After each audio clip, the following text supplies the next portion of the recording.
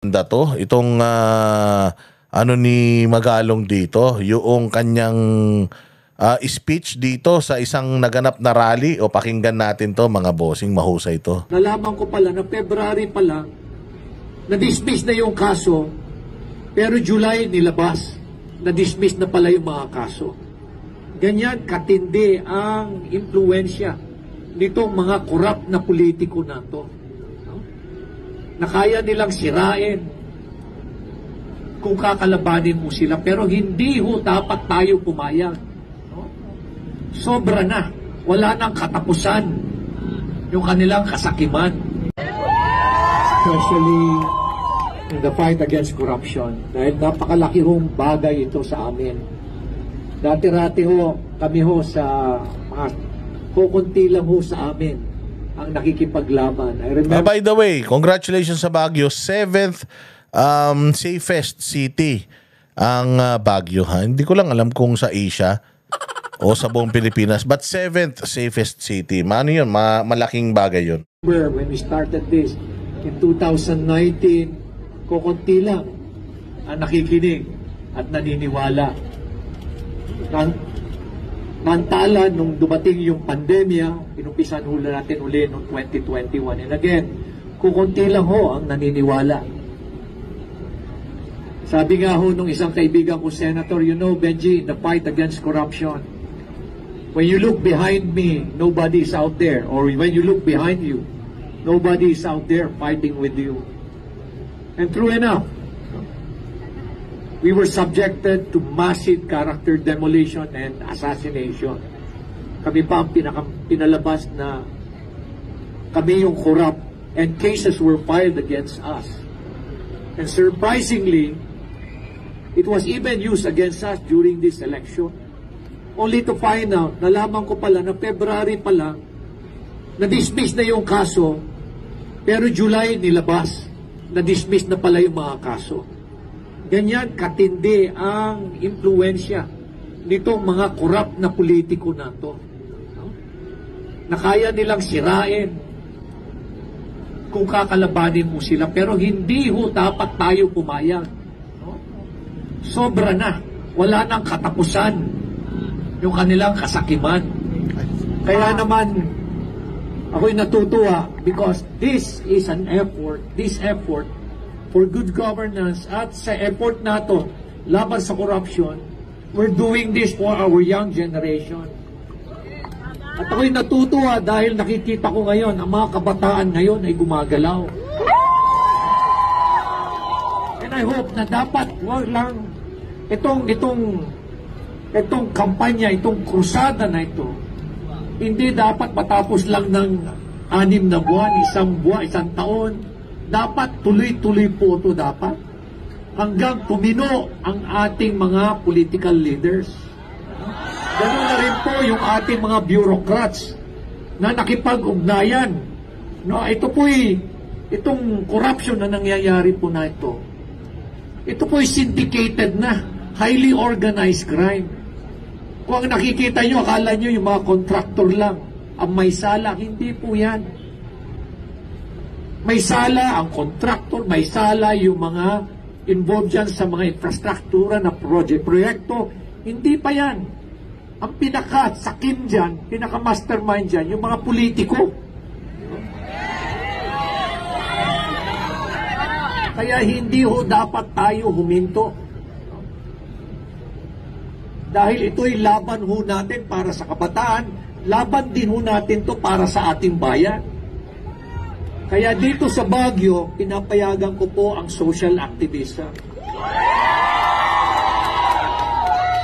Because this is the only way we will be able to change the world. Sabi ko nga it does not take one to have a title, to have a position, to have influence, to have fame, to have money. All you have to do is have that courage to change the world. And you are practically doing it now. Importante talaga yung ma-express mo yung disgust, yung pagiging masaya mo, yung pagka-irita mo, pagkalungkot mo, pagkainis mo. Dapat talaga ma-practice mo yon para maiparating mo sa kinauukulan na mali yung ginagawa nila. Oh, so dito sa Baguio, pwede kang mag-rally-rally kay impro, kay antay ka, freedom of expression, go, go, go. Pero dito sa Maynila, ewan. Bawal dito yan. And thanks to our young people. So I hope po na itong pakikipaglaban natin hindi lang ito matatapos lang ng ganito-ganito lang. I hope po na may translate po to sa isang sitwasyon na mamimili tayo ng leader. Dahil at the end of the day, ang problema ho sa Pilipino, hindi ho tayo marunong mamili ng mga leaders natin. Yun ang magandang sinabi. Hindi marunong mamili. Basta kung sino yung kilala. Sino yung pogi. Kung sino yung yung anak ni ganito, anak namatayan.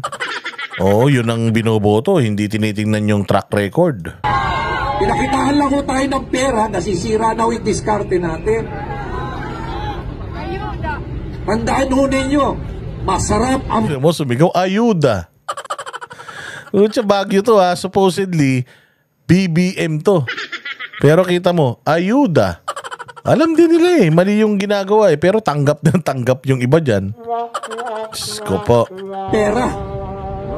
Yan ho yung battle cry ho ng mga korap na politiko. Napakasarap ng posisyon, napakasarap ng power, napakasarap ng pera. Huwag ho nating pabayaan na masisira ho yung ating mga moral values. Muntik na ho tayo rito sa Baguio. Huwag ho natin papayagan.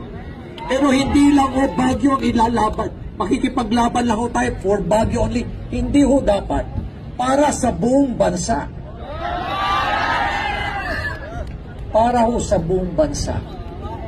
So sa inyo pong lahat, sa ating mga kabataan, maraming salamat po sa inyong lahat. Sa ating pong mga elders, at sa ating pong mga kababayan sa syudad. Ayan, ito si Richard Gomez binabatikos to si Magalong. Kala mo naman may nagawa sa probinsya niya si Richard.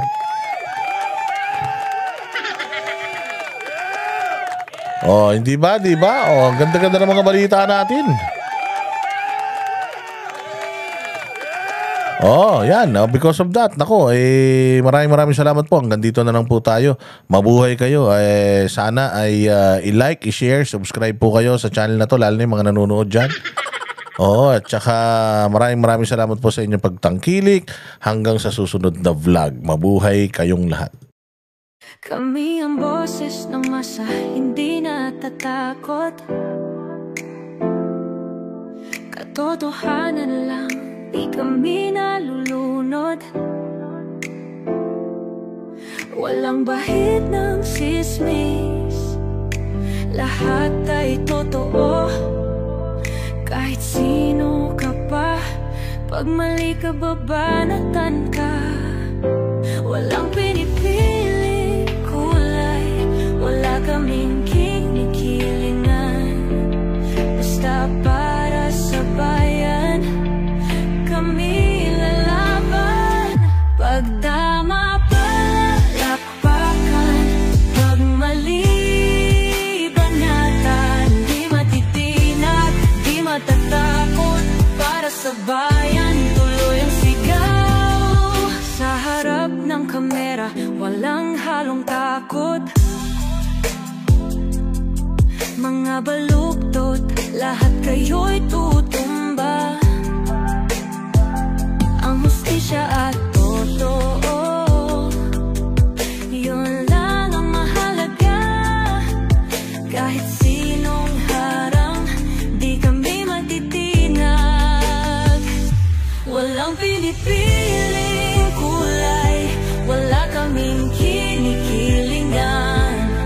Basta para sa bayan, kami lalaban. Pag tama palapakan,